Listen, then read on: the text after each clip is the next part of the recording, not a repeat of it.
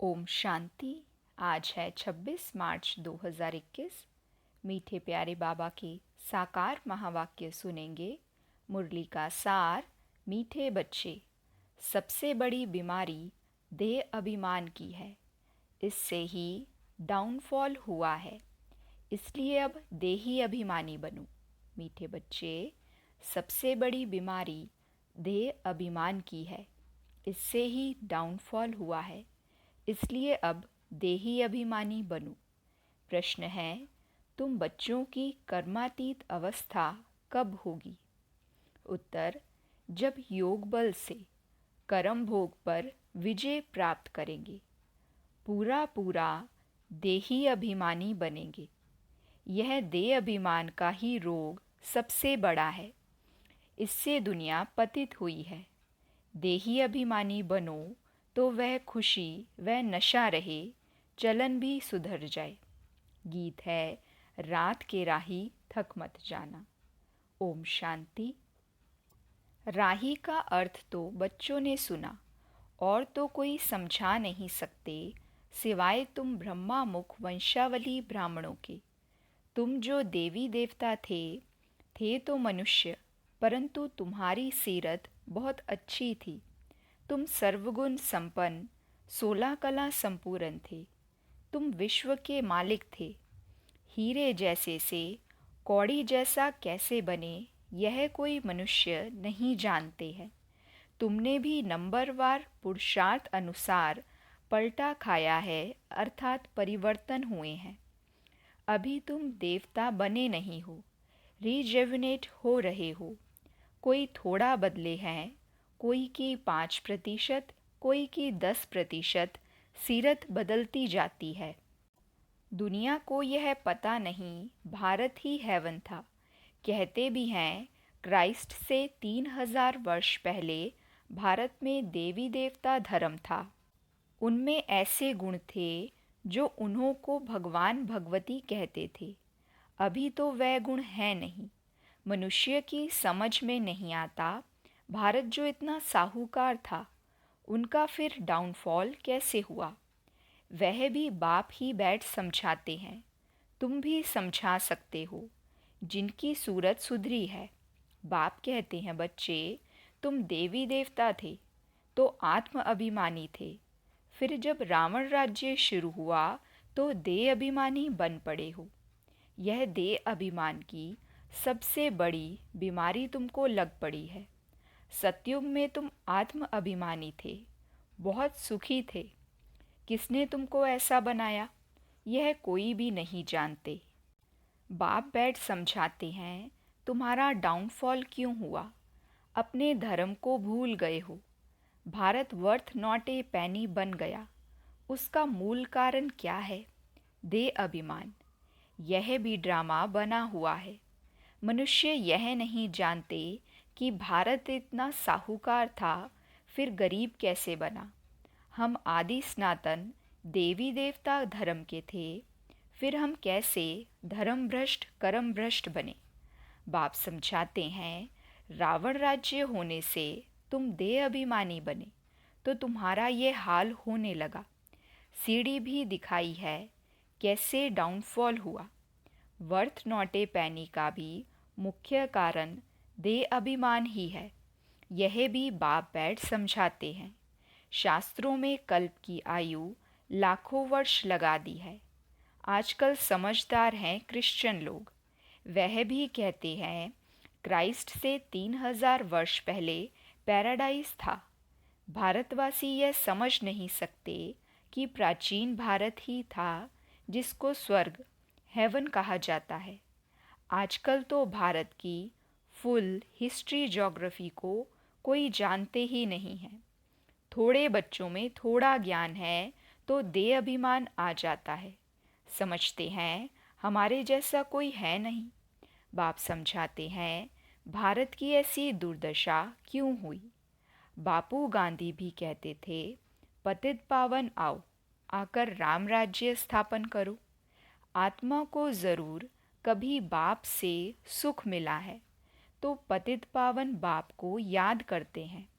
बाप समझाते हैं, हमारे बच्चे जो शूद्र से बदल ब्राह्मण बनते हैं, वह भी पूरा देही अभिमानी नहीं बनते हैं।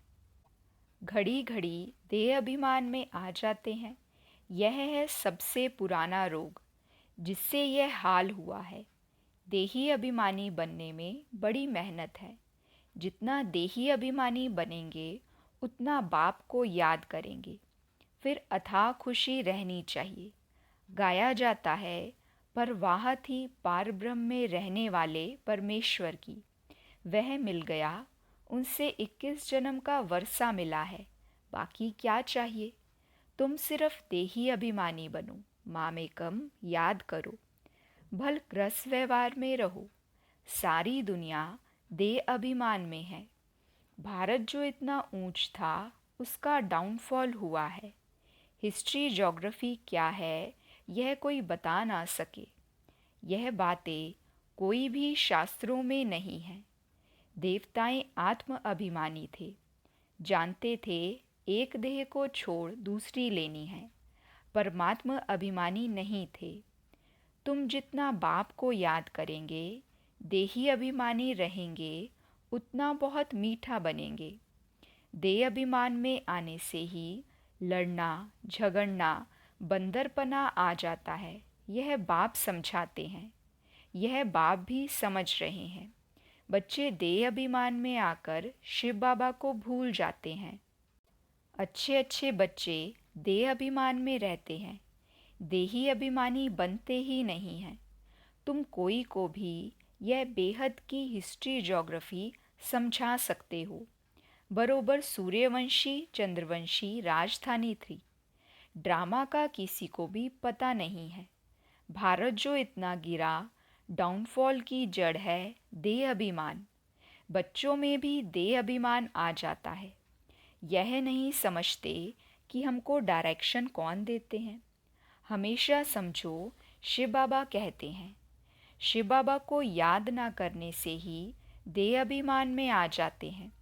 सारी दुनिया देह अभिमानी बन गई है। तब बाप कहते हैं, मामेकम याद करो, अपने को आत्मा समझो। आत्मा इस देह द्वारा सुनती है, पाठ बजाती है।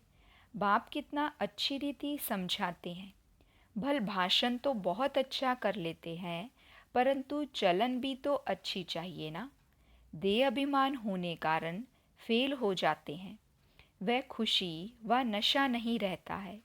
फिर बड़े विक्रम भी उनसे होते हैं, जिस कारण बड़े दंड के भागी बन जाते हैं। देह अभिमानी बनने से बहुत नुकसान पाते हैं, बहुत सजा खानी पड़ती है। बाप कहते हैं, यह गॉडली वर्ल्ड गवर्नमेंट है ना। मुझ गॉड की गवर्नमेंट का राइट हैंड है धर्मराज। तुम अच्छे कर्म करते हो तो उनका फल अच्छा मिलता है, बुरे कर्म करते हो तो उनकी सजा खाते हो। सब गर्भ जेल में भी सजाएं खाते हैं। उस पर भी एक कहानी है। यह सब बातें इस समय की हैं। महिमा एक बाप की है, दूसरे कोई की महिमा है नहीं। इसलिए लिखा जाता है, त्रिमूर्ति शिव जयंती वर्थ डायमंड, बाकी सब हैं वर्थ कौड़ी। सिवाय शिव बाबा के पावन कोई बना ना सके। पावन बनते हैं, फिर रावण पतित बनाते हैं, जिस कारण सब देह अभिमानी बन पड़े हैं। अब तुम देही अभिमानी बनते हो। यह देही अभिमानी अवस्था 21 जन्म चलती है, तो बलिहारी एक की गाई जाती है। भारत को स्वर्ग बनाने वाला शिव बाबा है। यह किसी को पता नहीं है कि शिव बाबा कब आया। उनकी हिस्ट्री तो पहले पहले चाहिए। शिव कहा ही जाता है परमपिता परमात्मा को। तुम जानते हो, देह अभिमान के कारण डाउनफॉल होता है। ऐसे हो तब तो बाप आए राइज करने। राइज और फॉल, दिन और रात, ज्ञान सूर्य प्रगटा, अज्ञान अंधेर विनाश। सबसे जास्ती अज्ञान है यह देह अभिमान। आत्मा का तो किसी को पता नहीं है। आत्मा सो परमात्मा कह देते हैं, तो कितने पाप आत्मा सो परमात्मा कह देते हैं, तो कितने पाप आत्मा हो गए हैं, इसलिए डाउनफॉल हुआ है। 84 जन्म लिए हैं, सीढ़ी नीचे उतरते आए हैं। यह खेल बना हुआ है। यह वर्ल्ड की हिस्ट्री ज्योग्राफी तुम बच्चे जानते हो और कोई नहीं जानते। विश्व का डाउनफॉल कैसे हुआ वह तो समझते हैं कि साइंस से बहुत तरक्की हुई है। यह नहीं समझते कि दुनिया और ही पतित नर्क बन गई है। देह अभिमान बहुत है। बाप कहते हैं अभी तुमको देही अभिमानी बनना है। अच्छे अच्छे महारथी ढेर हैं, ज्ञान बड़ा अच्छा सुनाते हैं, परंतु देह अभिमान पूरा हटा नहीं है। देह अभिमान के कारण कोई में क्रोध का अंश, कोई में मोह का अंश, कुछ ना कुछ है। सीरत सुधरनी चाहिए ना, बहुत बहुत मीठा बनना चाहिए। तब मिसाल देते हैं, शेर बकरी इकट्ठे जल पीते हैं। वहाँ कोई ऐसे दुख देने वाले जानवर भी होते नहीं। इन बातों को भी मुश्किल कोई समझते हैं। नंबरवार समझने वाले हैं। कर्म भोग निकल जाए, कर्मातीत अवस्था हो जाए, यह मुश्किल होती है। बहुत देह अभिमान में आते हैं। पता नहीं पड़ता है हमको यह मत कौन देते हैं। श्रीमत श्री कृष्ण के द्वारा कैसे मिलेगी। शिव बाबा कहते हैं इनके बगैर श्रीमत कैसे दूंगा। स्थायी रथ हमारा यह है। देह अभिमान में आकर उल्टे सुल्टे कार्य करके मुफ्त अपनी बर्बादी मत करो, नहीं तो नतीजा क्या होगा। बहुत कम पद पाएंगे। पढ़े के आगे अनपढ़े भरी ढोएंगे। बहुत कहते हैं भारत की हिस्ट्री ज्योग्राफी जो फुल होनी चाहिए सो नहीं है, तो उनको समझाना पड़े। तुम्हारे सिवाय तो कोई समझा ना सके, परंतु देही अभिमानी स्थिति चाहिए, वही ऊंच पद पा सकते हैं। अभी तो कर्मातीत अवस्था किसी की हुई नहीं है। बाबा के ऊपर तो बहुत झंझट है, कितनी फिक्रात रहती है। भल समझते हैं कि यह सब ड्रामा अनुसार होता है, फिर भी समझाने के लिए युक्तियाँ तो रचनी होती है ना। इसलिए बाबा कहते हैं तुम जास्ती देही अभिमानी बन सकते हो, तुम्हारे ऊपर कोई बोझा नहीं है। बाप पर तो बोझा है। हेड तो यह है ना, प्रजापिता ब्रह्मा।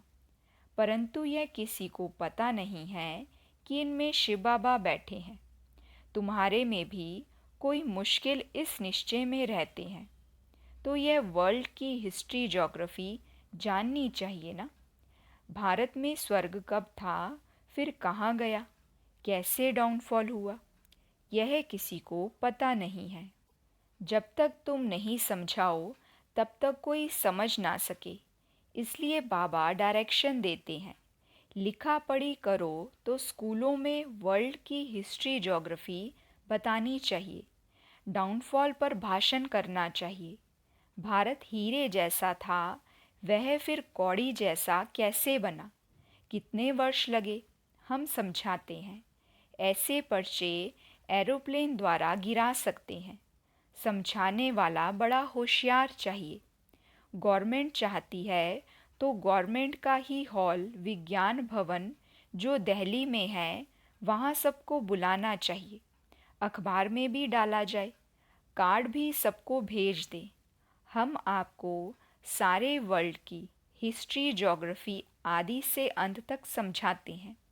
आपे ही आएंगे जाएंगे। पैसे की तो बात ही नहीं है। समझो हमको कोई मिला, प्रेजेंट करते हैं तो हम ले नहीं सकते हैं। सर्विस करने के लिए काम में लाएंगे, बाकी हम ले नहीं सकते। बाप कहते हैं मैं तुमसे दान लेकर क्या करूँगा जो फिर भर कर देना पड़े। मैं पक्का शराफ हूँ। अच्छा, मीठे मीठे सिकिलदे बच्चों प्रति माता पिता बाप दादा का याद प्यार और गुड मॉर्निंग। रूहानी बाप की रूहानी बच्चों को नमस्ते। हम रूहानी बच्चों की रूहानी बाप दादा को दिल व जान सिक व प्रेम से नमस्ते नमस्ते नमस्ते जी। गुड मॉर्निंग बाबा, शुक्रिया बाबा शुक्रिया। वहाँ मेरा भाग्य, वहाँ मेरे भाग्य विधाता बाबा। धारणा के लिए मुख्य सार है। पहली पॉइंट, दे अभिमान में आकर कोई भी उल्टा सुल्टा कार्य नहीं करना है। देही अभिमानी बनने का पूरा पूरा पुरुषार्थ करना है। अपनी सीरत अर्थात चलन सुधारते रहना है। दूसरी पॉइंट, बहुत बहुत मीठा शीतल बनना है। अंदर में क्रोध मोह का जो भूत है उसे निकाल देना है। आज बाबा ने वरदान दिया, समय के श्रेष्ठ खजाने को सफल कर सदा और सर्व सफलता मूर्त भव। समय के श्रेष्ठ खजाने को सफल कर सदा और सर्व सफलता मूर्त भव। बाबा समझाते, जो बच्चे समय के खजाने को स्वयं के व सर्व के कल्याण प्रति लगाते हैं, उनके सर्व खजाने स्वतः जमा हो जाते हैं। समय के महत्व को जानकर उसे सफल करने वाले संकल्प का खजाना, खुशी का खजाना, शक्तियों का खजाना, ज्ञान का खजाना और श्वासों का खजाना, यह सब खजाने स्वतः जमा कर लेते हैं। सिर्फ अलबेलेपन को छोड़ समय के खजाने को सफल करो तो सदा और सर्व सफलता मूर्त बन जाएंगे। स्लोगन है, एकाग्रता द्वारा सागर के तले में जाकर अनुभवों के हीरे मोती प्राप्त करना ही अनुभवी मूर्त बनना है। एकाग्रता द्वारा सागर के तले में जाकर अनुभवों के हीरे मोती प्राप्त करना ही अनुभवी मूर्त बनना है। आगे हैं मातेश्वरी जी के अनमोल महावाक्य। पहली पॉइंट, तमोगुणी माया का विस्तार। मम्मा समझाते, सतोगुणी, रजोगुणी, तमोगुणी, यह 3 शब्द कहते हैं। इसको यथार्थ समझना ज़रूरी है। मनुष्य समझते हैं ये तीनों गुण इकट्ठे चलते रहते हैं, परंतु विवेक क्या कहता है? क्या ये तीनों गुण इकट्ठे चले आते हैं व तीनों गुणों का पाठ अलग अलग युग में होता है? विवेक तो ऐसे ही कहता है कि यह तीनों गुण इकट्ठे नहीं चलते। जब सतयुग है तो सतोगुण है, द्वापर है तो रजोगुण है और कलयुग है तो तमोगुण है। जब सतो है तो तमो रजो नहीं, जब रजो है तो फिर सतोगुण नहीं है। यह मनुष्य तो ऐसे ही समझकर बैठे हैं कि यह तीनों गुण इकट्ठे चलते आते हैं। यह बात कहना सरासर भूल है। वो समझते हैं जब मनुष्य सच बोलते हैं, पाप कर्म नहीं करते हैं, तो वो सतोगुणी होते हैं। परंतु विवेक कहता है, जब हम कहते हैं सतोगुण, तो इस सतोगुण का मतलब है संपूर्ण सुख। गोया सारी सृष्टि सतोगुणी है। बाकी ऐसे नहीं कहेंगे कि जो सच बोलता है वह सतोगुणी है और जो झूठ बोलता है वो कलयुगी तमोगुणी है। ऐसे ही दुनिया चलती आती है। अब जब हम सत्युग कहते हैं तो इसका मतलब है सारी सृष्टि पर सतोगुण सतोप्रधान चाहिए। हाँ, कोई समय ऐसा सतयुग था जहाँ सारा संसार सतोगुणी था। अब वो सतयुग नहीं है। अभी तो है कलयुगी दुनिया, गोया सारी सृष्टि पर तमो प्रधानता का राज्य है। इस तमोगुणी समय पर फिर सतोगुण कहाँ से आया? अब है घोर अंधियारा, जिसको ब्रह्मा की रात कहते हैं। ब्रह्मा का दिन है सतयुग और ब्रह्मा की रात है कलयुग, तो हम दोनों को मिला नहीं सकते। दूसरी पॉइंट है, कलयुगी आसार संसार से सतयुगी सार वाली दुनिया में ले चलना एक परमात्मा का ही काम है। मम्मा समझाते, इस कलयुगी संसार को आसार संसार क्यों कहते हैं? क्योंकि इस दुनिया में कोई सार नहीं है। माना कोई भी वस्तु में वो ताकत नहीं रही, अर्थात सुख शांति पवित्रता नहीं है। जो इस सृष्टि पर कोई समय सुख शांति पवित्रता थी, अब वो ताकत नहीं है, क्योंकि इस सृष्टि में 5 भूतों की प्रवेशता है। इसलिए ही इस सृष्टि को भय का सागर अथवा कर्म बंधन का सागर कहते हैं। इसलिए ही मनुष्य दुखी हो परमात्मा को पुकार रहे हैं, परमात्मा हमको भवसागर से पार करो। इससे सिद्ध है कि ज़रूर कोई अभय अर्थात निर्भयता का भी संसार है, जिसमें चलना चाहते हैं। इसलिए इस संसार को पाप का सागर कहते हैं, जिससे पार कर पुण्य आत्मा वाली दुनिया में चलना चाहते हैं। तो दुनियाएं दो हैं, एक सतयुगी सार वाली दुनिया, दूसरी है कलयुगी आसार की दुनिया। दोनों दुनियाएं इस सृष्टि पर होती हैं। अभी परमात्मा वह सार वाली दुनिया स्थापन कर रहे हैं। अच्छा, ओम शांति।